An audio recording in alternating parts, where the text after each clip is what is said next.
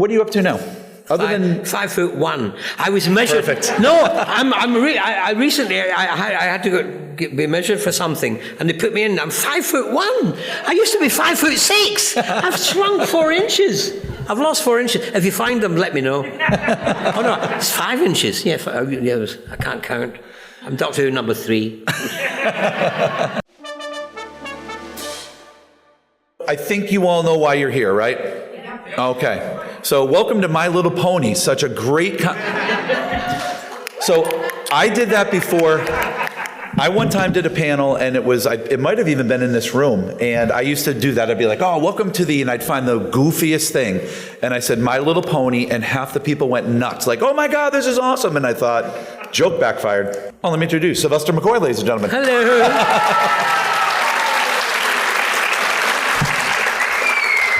So one of the funny things was Sylvester walked by the table on Friday when we were all just setting up. And I went, hey, Sylvester, I go, I'm moderating your panel and blah, blah, blah. And we started talking. And typical Sylvester was just charming and all this and just great. It's called acting. It's acting. And then, so Chris Poland, who played in Megadeth and is a serious musician, after Sylvester walked away, he kind of touched my, he's like, hey. And I go, what? And he goes, he was in Lord of the Rings. So excited about that. So I was in the Hobbit, Yeah. So it was really kind of interesting to see that whole, you have touched every person in every walk of life. And that is awesome to see. Hey, don't spread it around or they'll arrest me.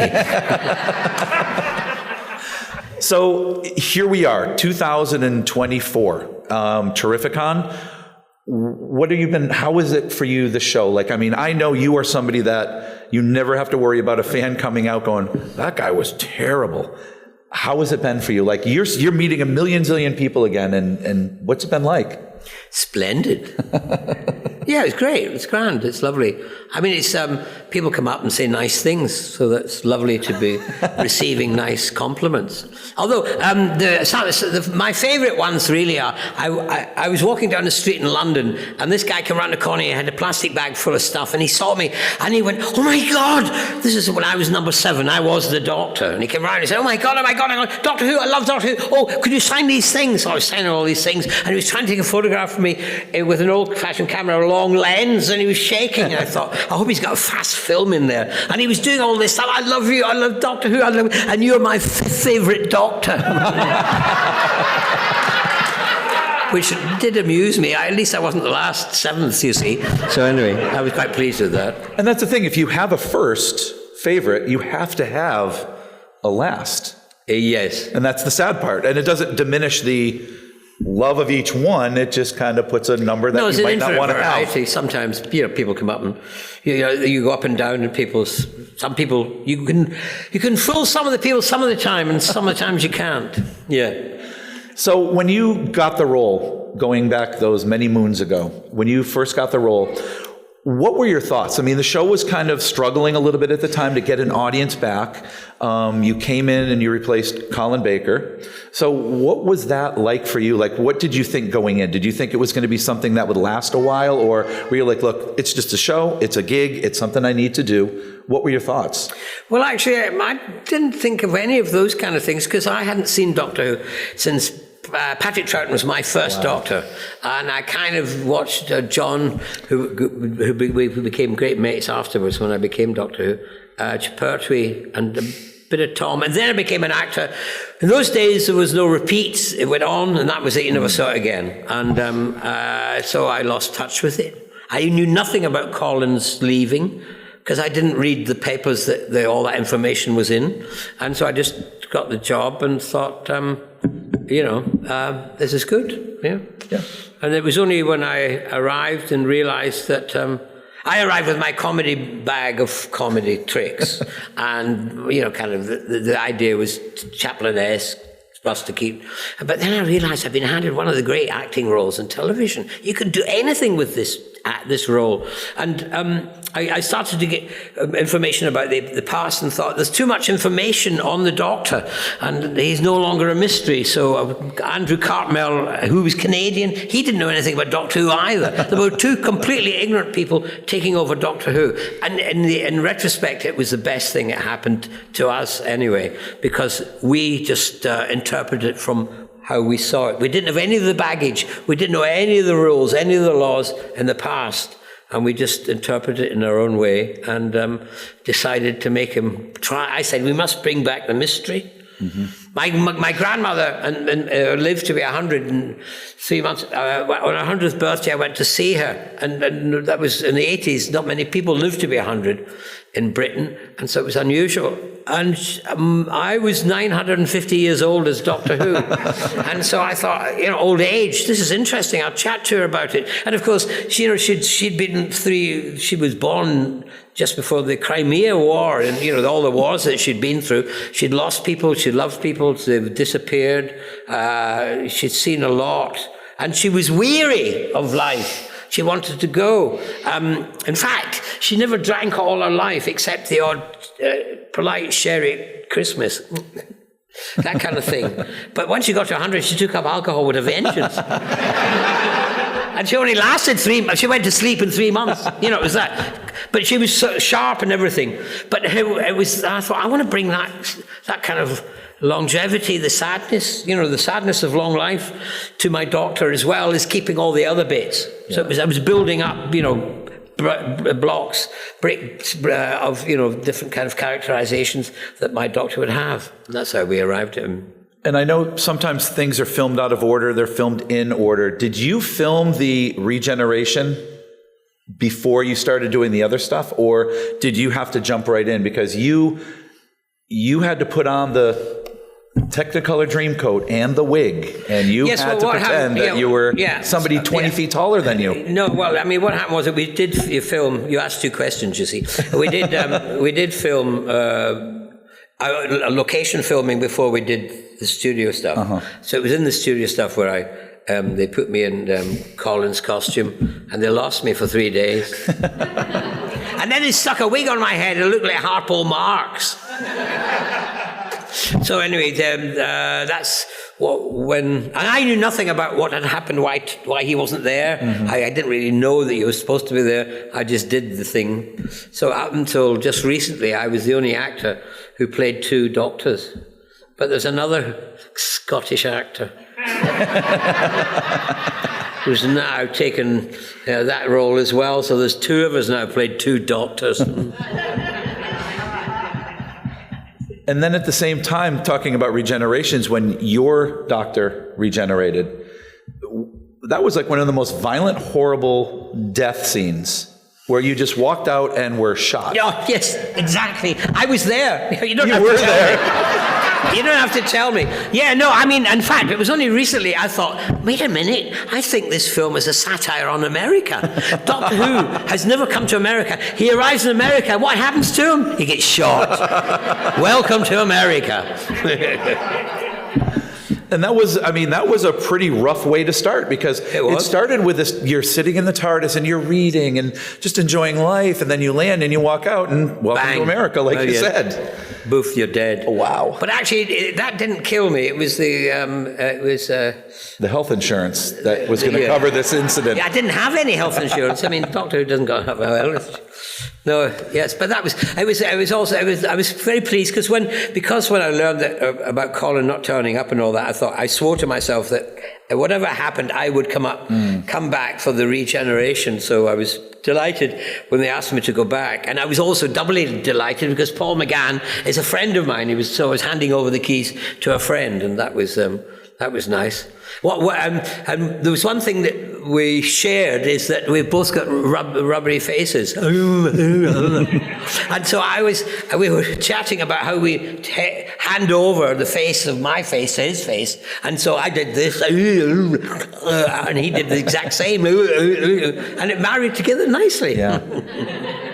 And his first couple scenes as the Doctor, when he was trying to figure out who he was, it was awesome because he was playing you. Yeah. Completely just, I've got to do this. I've got to do this. I can feel the grass on my feet. It's just all over the place. And what an awesome time. And I will always say that was probably, the movie did not resonate well with the English audience because it was too American for the English audiences. But I loved it. And I still go back and look at that as one of my favorite moments in the entire run of Doctor Who is your regeneration coming, or his regeneration, somebody's regeneration, but that whole... Doctor Who's regeneration. That's it. But that whole time was just amazing.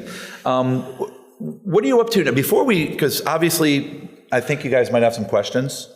Yeah, okay. So, what are you up to now?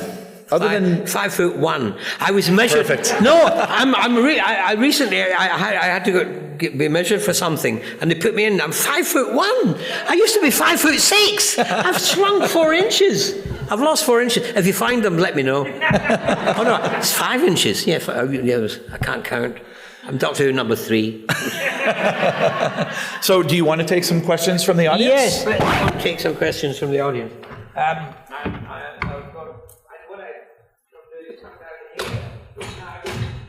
Rather than make you walk around, I shall do it for you. So put your hands up and I'll come and you can ask a question. If you want to ask a question, nobody does. All right, bye. Oh, there we are. That's mine. Sorry. What was your experience working as Radagast the Brown in The Hobbit? It was a really rollicking part playing Radagast the Brown. It was lovely. I really enjoyed it. It was a great adventure. It was a really good adventure. But you know that I was up for Bilbo Baggins 12 years before. And that's why, because Peter, what's his name? Who's the director? Peter Jackson is a Doctor Who fan, so I nearly got Bilbo Baggins. It was whittled down to 2 of us. That was the last 2 with Ian Holm. Sadly, Ian Holm was free to work. I pity him. Otherwise, I'd have done that. So. It was a good joy to do. And also, I toured the world with Ian McKellen in the play King Lear. I played the fool and he was the king, and it was a kind of a double act. And we toured into New Zealand, and they saw us, Peter saw us and saw that we worked together well. People ask me, what's it like working with Ian McKellen? I tell them it's a pain in the neck. No, because a year and a half and he's tall, so I keep looking up at him. And then 3 years down in New Zealand, he's tall. I keep looking up at him. It's a complete pain in the neck. I'm telling you. I know you've done, obviously, the actual original run of your run on the show and some repeats later in the new reboot, but you've also done a lot of work with the audio adventures, which is how I mostly experienced your run as the Doctor, and I really enjoyed them. I'm wondering how working on the audio adventures compares to doing like the live action work as the Doctor. Well, yes, it's very different in a way because when you're working on the the television show and all that, you get the script, you rehearse, you live with it for quite a long time, and so people ask you afterwards about the TV stuff, and you can talk about it. When people ask me about the audios, I can't remember any of it because I get the script and mark it up the day before, go in for 2 days, speak into a microphone, act it, enjoy it. It's a really great way of acting. It's a wonderful way of acting. But afterwards, then you go home, you've completely forgotten what it's about because you haven't worked on it a long time. But the nice thing about doing radio is I'm 6 feet tall, and the sets don't shake, if you know what I mean. It's kind of, so I'm very, and also I don't have to learn the lines. That's another thing I really like doing, not having to learn the lines. Hello. Hi. So I saw you really early this morning. I think I was one of the first people to say hi, and we had talked about your ability to sing like a bird, but you wanted to warm up first. Oh yeah, all right. Yeah, I'll see if I can warm up.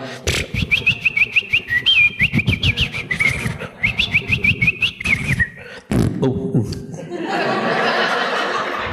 Any more hands up? Do you want to ask a question?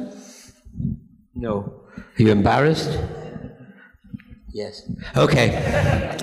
So, anyone else? Anyone else got hands up? Oh, there we are. Lots of hands. I'd like to see that. Hi. Would you ever be open to returning to the show with a team up with the current Doctor in the future? Aye. I would. And he's from Glasgow, so he'd talk like that. and I could talk like that too, so we could communicate with everybody, but then have to put subtitles in so you lot would know what he's talking about. Yeah, some hands up, whatever your hands. You already asked a question. Did I not answer it? You did. I had another one. Yes. What was it like working with Jodie Whittaker in her finale?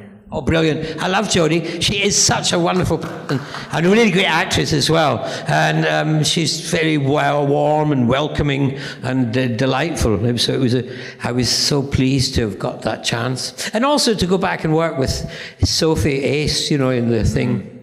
And I think my favourite line was, there's always one, you know, when Paul McGann didn't wear a costume. Yeah. I like that. All right, coming through. You thought you were here to be comfortable. Move. One of my favorite things about Doctor Who growing up was the practical effects and just all the effects with Doctor Who. And I was wondering if there was one that was maybe your favorite, whether it was like fun to film or just like act with. Well, yes. Now, what was it? The Greatest Show in the Galaxy. I don't know if you've seen that one, but at the end there was I battled with the gods of Ragnarok and defeated them. And I was supposed to walk past the tent, and they told me that there would be a great wind would blow all the detritus of the Ragnarok out behind me. A big wind, you know, all this rubbish would come pouring out. And it was the last shot of the day, and we couldn't repeat it because we had to go on to another location. It was the end shot. It must be done. It can't be repeated. So I walked past it, and as I walked past, the Second World War suddenly arrives, starts off behind me. Explosions and heat, and I had no idea what was going on, and I knew I mustn't blink. Am I on fire? I don't know if I'm on fire. They forget to tell. And so what happened was the BBC props guys didn't send down all the rubbish, so they improvised. And these guys were always trying to blow me up. I mean, all over every time I went out, with the really, you know, the heat and everything. It was warm, and so that was kind of one of those things. But I think my favourite one, though, that the Pyrotechnic Boys did was we were filming the what do you call it, the Daleks, Remembrance of the Daleks, and we were filming under a railway station, a big railway station in London, Waterloo Station, and it's got big arches, and in the arches there were two factions of Daleks battling each other.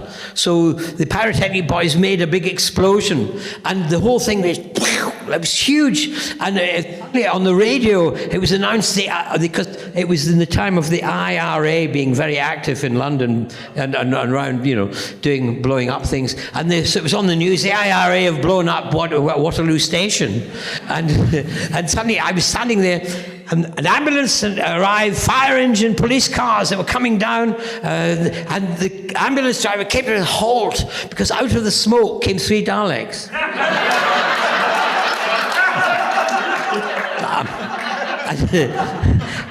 But I mean, if you listened very carefully, you could hear them say, "Exterminate, boyo, exterminate." Any more answers? Hands up. All right, okay. Coming through. Beep, beep. Doom, boom. Right, there you are. In all of your stories that you're in, who is your favorite villain to butt heads against? Well, I suppose favorite villain is a contradiction in terms.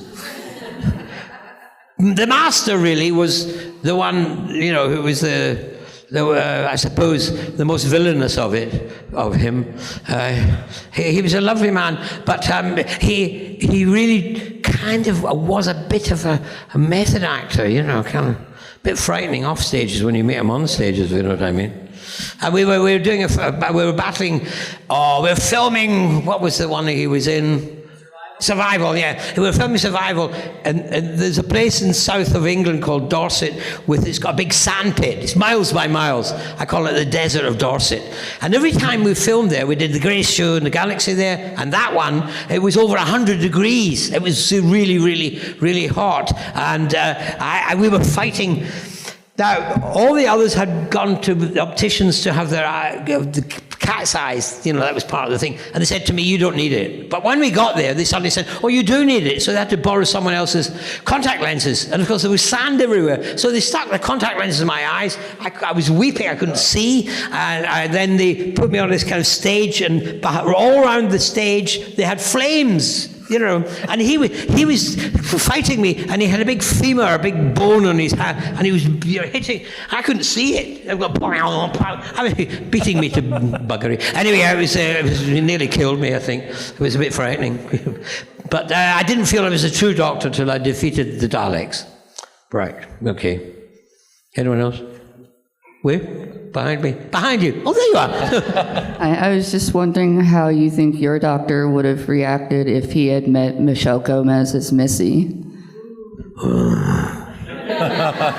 Yes, no, she was a wonderful, she was great, wasn't she?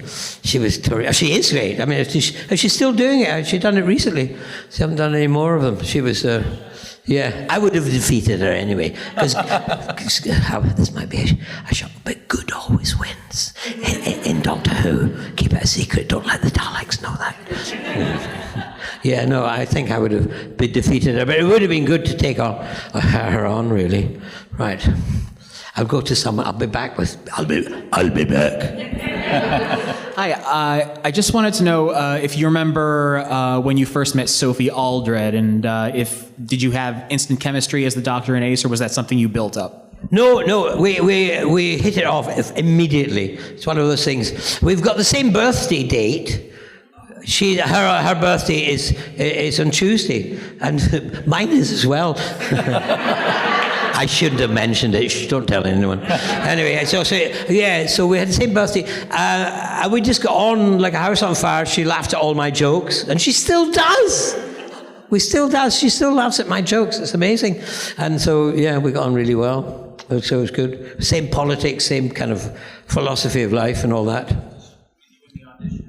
No. What happened? She didn't read with me in audition. Or maybe auditioned. I didn't see that bit. What happened was they knew that Bonnie, Mel was going to leave, because when the Doctor takes over, you get the old companion, the Doctor's companion, but they leave to bring in the new companion. That's good. So she was doing a couple of episodes, and then she'd leave. So each story, there was a young actress involved, and they were looking at how we related in the film, like in the Grey Show, Curse of the Dead. One of the shows I was in, there was a girl there, and she might have become Doctor Who if Bonnie had left then. But Bonnie didn't leave until Sophie came in, and so Sophie got the job. Just kind of luck, really. Yeah, that was good. So my favorite character you've ever portrayed was Radagast, and I was just wondering what your favorite part of being part of that was. Well, it was being pulled around by the Roscabel rabbits. That was my friend as well, because it was like going to a fun fair and kind of being pulled around. No, my really favorite part is when I arrived in New Zealand. I was given this great studio, huge studio, and there was a whole forest they built there, and they built the house that I lived in, my character lived in. And I was just realized that I was the only actor in this section of the film. There were no other actors, just me in the woods with a load of dead animals. And they gave me a stuffed hedgehog. And so I got this hedgehog, and I was thinking, wait till my sons see me. I'm going to have the biggest three-dimensional screens in the world. Just me, no other actors, and a hedgehog, a stuffed hedgehog. And I was so excited. And so when I went to go and watch it, with my sons in New Zealand, we were watching there, and this bit was coming up, and suddenly the Wizards of Weta had got hold of the hedgehog, and they turned it into this poor little creature, and it was all, and people were going, oh, the poor little hedgehog. Nobody was looking at me, they were just looking at the bloody hedgehog. I should have killed it.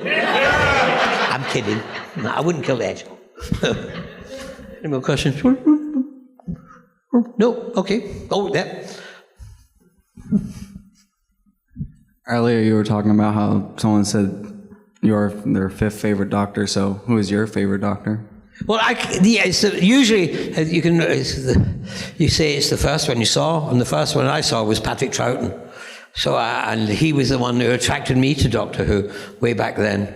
And so when I got Doctor Who all those years later, I had he was in the back of my head. I knew he was light and funny, I think, and so that was kind of how I started my Doctor. But then I realized I wanted to make him and bring him to a darker and more mysterious place, which was a great joy to do, and also as an actor, I kept. You juggle all these balls, and I wanted to keep them all in the air. The comedy, as well as the sadness, the tragedy, the fear, the anger, the kind of all that kind of stuff. Yeah. So tell us about working with Rob Zombie and how you got to do it. Well, he wasn't in Doctor Who. Oh yes, no. I mean, well, yes, because I was in the Monsters prequel. Rob Zombie made the movie. I didn't know who he was, but they asked me to do it, and I phoned up my son, who I usually phone up and ask, what should I do about this? He said, Dad, you've got to do it. Rob Zombie, he's a cult horror movie thing. You do it, you'll get then invited to horror conventions. so then I thought, I looked him up and I watched a video of one of his shows because he's a heavy metal, and it was brilliant. I mean, I like that kind of music, and so I thought, this is really exciting. So I flew from London to Budapest, and I'm going to meet Rob Zombie, and I'm expecting to meet this, rocker, a real heavy rocker. He takes televisions, he throws them out the window, he's sniffing cocaine, there's women all over the place. Turns out he's a vegan. I was so disappointed. Any more questions? So the Daleks are driven around. Do you ever get bored off set and drive around a Dalek suit? Oh, yeah. Well, no, we used to climb in them, and kind of run around with them. But nowadays, the fans' Daleks are much more sophisticated than the ones that we had in the BBC. I mean, they're all radio-controlled and they're kind of smooth. But with my Daleks, for Remembrance of the Daleks, we were filming in a part of London where the street was all kind of lumpy, kind of cobblestone stuff. And so they decided that the wheels would be difficult for them to move. It's not flat. So they put, I don't know if you had them here, we had wheelbarrows, kind of plastic green wheelbarrows with big orange balls on them to push along. I don't know if you saw those. Anyway, that's what they did. They gave them 3 balls. So the Daleks don't have 2 balls, they have 3 balls. And so, but what it did was it made them wobbly. And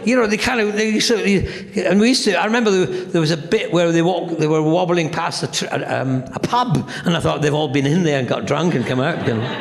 So that kind of thing, yeah. Hope so, right. Okie doke. So what was it like playing a fictional version of yourself in the 5-ish Doctors reboot? All right, that wasn't fiction, that was fact. That was great. That was Peter's idea. We all, the year before, we all thought maybe we should. Well, we knew the fans wanted us all in the 50th anniversary. Everywhere we went and all over the world. And it's luck, as it so happened, at the beginning of that year, we suddenly realized we were not going to be in it. And we were in Australia, Paul, Colin, Peter, and myself. And Peter said, let's make our own, let's do a little film and try and break into, the 50th anniversary.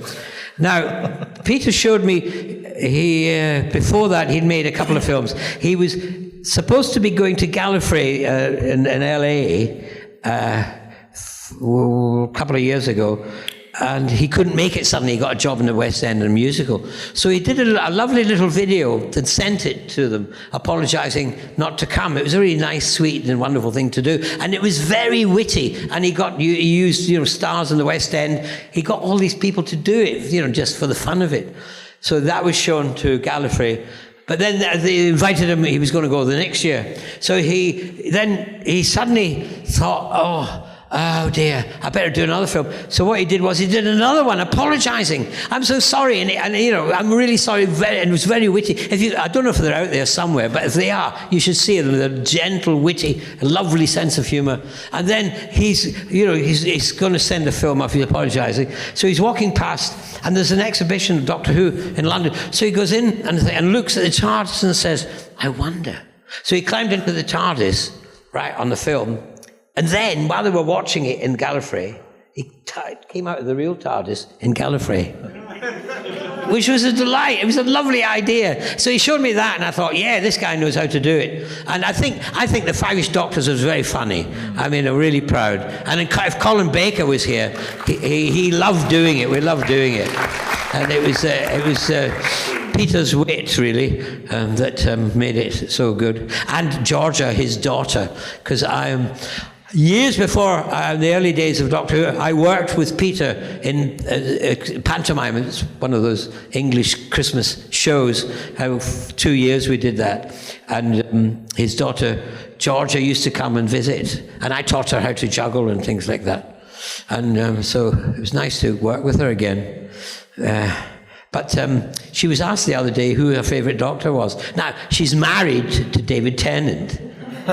And she played his daughter, I think, in Doctor Who's daughter. Anyway, it's all very, I think a bit, the police should be called. Anyway, and Peter is, her father. And so she's got two. Who's her favourite Doctor? Me? But I think she does that just to annoy them. But my favourite bit in that film was when we outed John Barrowman as heterosexual. I thought that was the funniest thing. And the whole section was so funny, wasn't it? And then we all climb into the car and leave his children and Georgia, who played his wife, standing there. Yeah, that was good. Hang on. I was working with John. Oh, how was?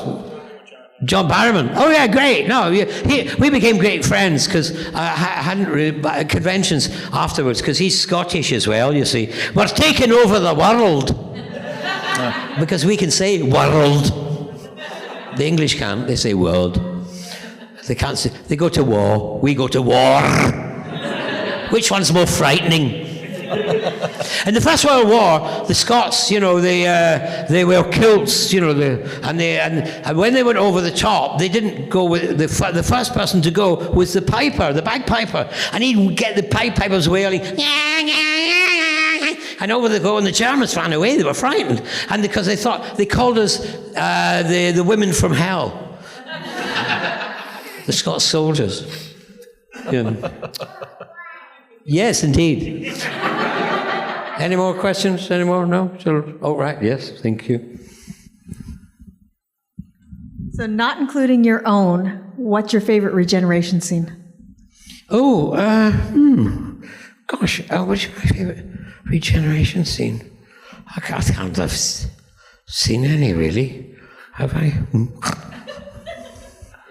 Oops.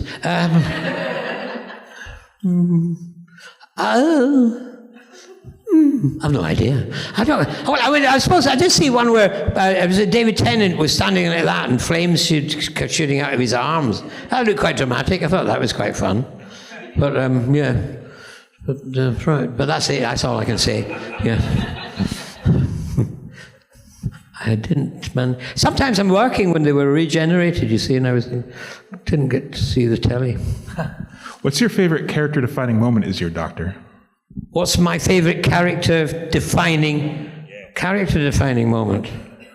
There's a few, really. I suppose there was one that just jumped into my head, but there's lots. Was the defining moment in Battlefield, where the Doctor runs down and says, if we live like animals, we'll die like animals. I think that was the line, something like that. And it was like, because when I got the role, I said, I don't do violence. My Doctor's too brainy to do violence. But Sophie can.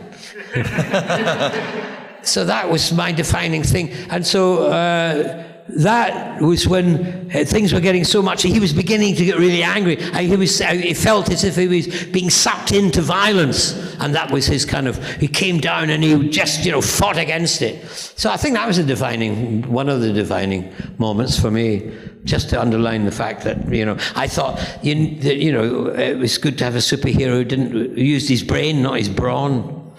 I also thought, I have a theory, I'm not sure, it's kind of been changed because all the young doctors have come along, but I remember thinking at the time it was a really good thing for society to have old people as a superhero, because, and especially in the Anglo-Saxon world, in your world and in the English world, the Scottish world, we treat our old not very well. We stick them in homes and, all that stuff. Not you lot, but, those people down the road. So, and it seemed to me that this children growing up, some, would be attracted to the fact that there's an old person who's, good, who's helpful, who's not scary. And so that, I feel that's missing now a bit, because they're all so young. When Matt Smith got it, I thought, my God, they've given it to a 12-year-old. But he was amazing though, because his face, he looked like, he looks like 150 sometimes, doesn't he? His face, he can change all that. And he turned out to be really good, but I remember thinking, he's so young. Yeah. All right. It's kind of ages, like he looks the same now as he did then. So who is your favorite new Doctor Who? That's a dangerous one, really, because they're all taller than me. You didn't vote for me. Oh, sorry. Don't know. I suppose Christopher Eccleston I liked a lot. A, because he brought it back. And B, because he wasn't a middle class, or your middle class are different from our middle class. He wasn't a posh Englishman, he wasn't kind of Oxford, didn't speak, he was northern, and that lovely line he had, and what was it, there's a north on every planet, is that the one? So he was northern. I liked that idea that we were breaking away from, kind of the established, well-spoken doctor. When I got it, I was the very first Scot to play the Doctor, and so I was very proud of that. But my very first episode, they gave me a Scottish, a tartan scarf. But after we finished the first filming, the producer came up and said, "No, we don't want you to wear a tartan scarf. We don't want to define you as a Scotsman. We want to, so just, we'll push that back a bit." And they said, "Look, choose these scarves." There was a bunch of scarves. And so I chose, I can't speak English, I chose a Paisley scarf. Paisley's in Scotland. Don't tell them. Thank you.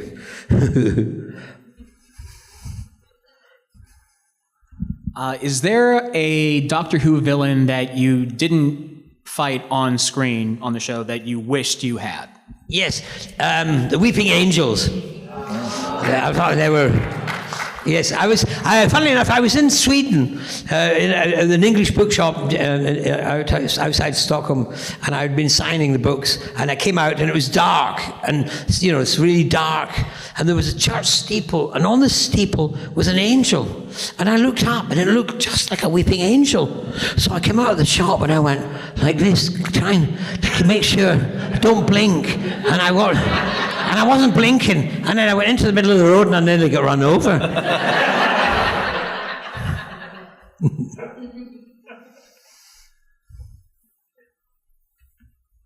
How often did you suggest different ways of doing things to the director?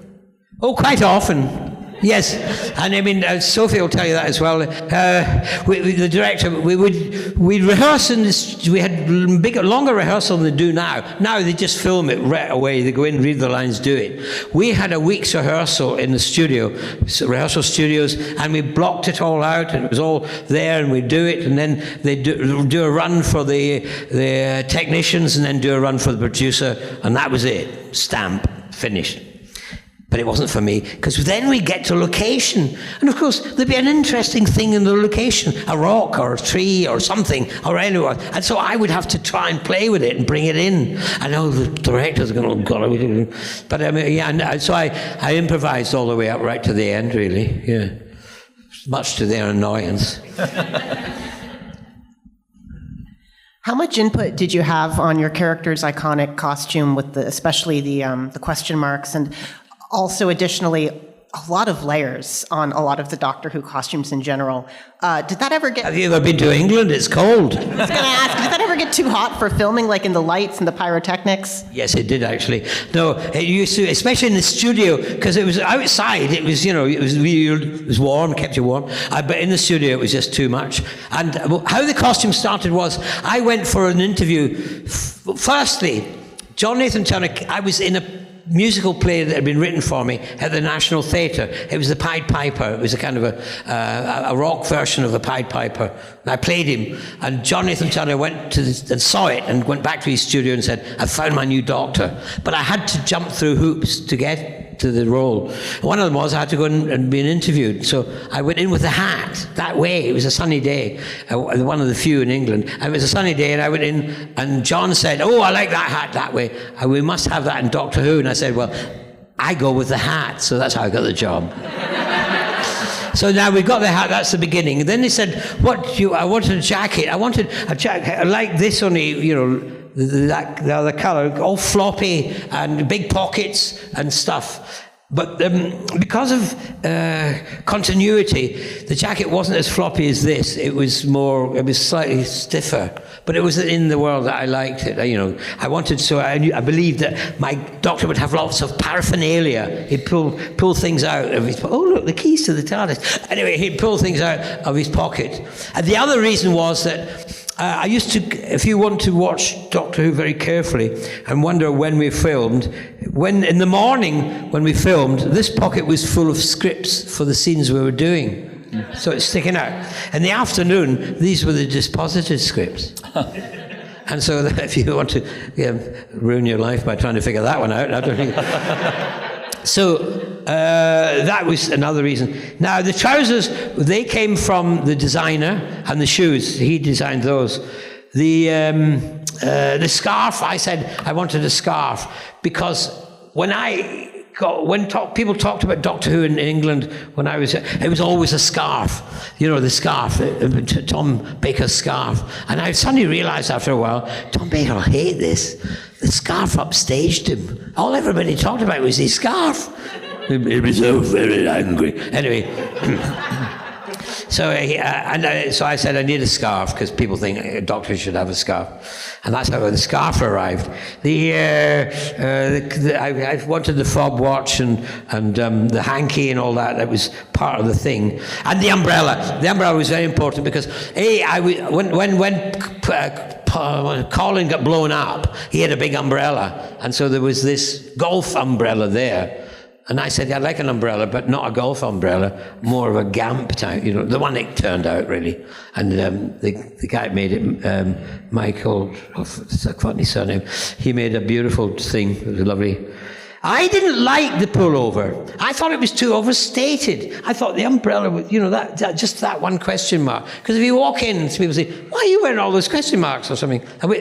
But I think it was the producer wanted that. I think his granny knitted them. So that was why I was, had to wear them. And it was also very hot as well, as you can see, in the studio lights. Sure, yeah, what else was there? That's about it, really. I can't remember the costume, but that's how it grew. But when we were going to do the 4th season, because I agreed to do 3 seasons. I was booked to do 3 seasons. And the 2nd season, they came to me and said, we like what you're doing. We'd like you to do a 4th season. And I was only doing half a year of Doctor Who. I only did 15 episodes a year or something like that. So I had another half of a year to go and act in other things, which for an actor is great.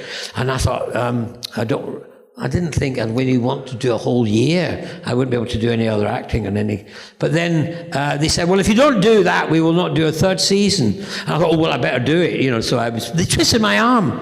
And I got my head round, doing a whole year. I remember thinking if I did a whole year, I might end up, like Tom Baker, thinking I am the Doctor. He did 7 years, he drives you mad. Anyway. he thinks he is a doctor.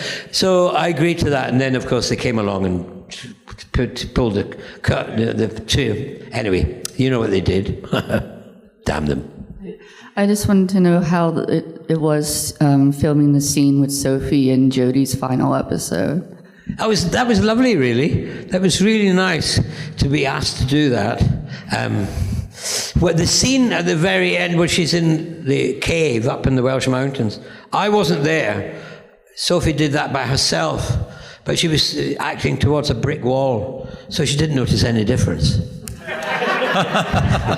So then, as luck would have it, I was in David, Bradley, Colin, and myself were in the studio in Cardiff. But luckily, Sophie was still around, just finalizing stuff. So she came and read her lines off stage to me. You know, so she wasn't. So that was quite good. So I enjoyed that a lot. But it was nice to do. Yeah, I really liked doing it. I don't know if you've heard of Tales of the TARDIS. Have you? It's illegal over here. Have you? Who's seen it? Put your hands up. The police will be around later. Yeah, so that was another nice thing that was added to it. And my impression is that Russell T Davies wanted to bring us back as we are now to kind of to the audience, you know, so that they get used to us as that, because in the future he might use us in things. That's the kind of feeling, fingers crossed, that would happen. So that'd be lovely, really. I really like that. Yeah. You're late. Have you got a note? Any questions up there? Don't wait. Stop hiding. Come there. Stand up. Oh, really? Oh, you're not talking? Where are you? Where's the wife? Oh, there he is. Oh, there you are. Is that? Hello. How are you? Good, thank you. And you? Good. I've seen you twice now. I know. It's the third time. Oh, my goodness. You have to start paying me. Anyone else? Any questions? Or are you going to... Yeah, hello. Thank goodness you're We're here. almost at time, Sylvester, so... Okay. Almost at time, so this would be the last one. All right. You're the last one. You'd better make it good. I was going to say, if anyone else hasn't asked and they want to, you can take my turn, because I've had a couple. So that would only be fair. It's all up to you. No pressure. What were things that you brought to the character of Radagast, or even to the whole kind of making of that Peter Jackson was like not originally thinking of, that you kind of egged him on to let you do, kind of thing? Well, I suppose, the bird whistling was one, but I think I did that when I met him to talk about doing the role. He flew over to England and I went and had tea with him in the afternoon, and then I told him that I could bird whistle and did the bird whistling, which is slightly my teeth have got smaller or something's not going wrong. Anyway, so that I got that in, really. The rolling of the R's. He used to say, less R's, please, less R's. I didn't know, I thought I was talking about that, really, but that's a terrible gag. Get me off before I get sacked. Anyway, thank you very much. It's been lovely meeting you. Thank you. Thank you very much.